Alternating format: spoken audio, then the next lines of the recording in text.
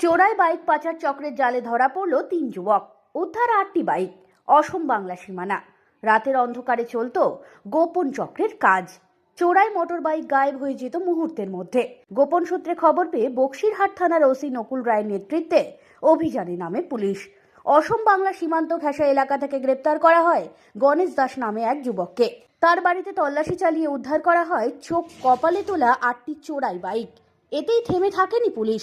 গণেশকে জিজ্ঞাসাবাদ করে সামনে আসে পাচার চক্রের আরও ২ সদস্যের নাম, খফিজুল হক ও ইমাদুল শেখ। অসমের ধুবড়ী থেকে তাদেরও গ্রেপ্তার করে পুলিশ। পুলিশের অনুমান এই বাইকগুলি পাচারের জন্যই মজুত রাখা হয়েছিল। এখন খতিয়ে দেখা হচ্ছে এই চক্রের পেছনে আরও বড় দাগি কেউ লুকিয়ে আছে কিনা। সব খবর সবার আগে পেতে নজর রাখুন বাংলার গণতন্ত্র।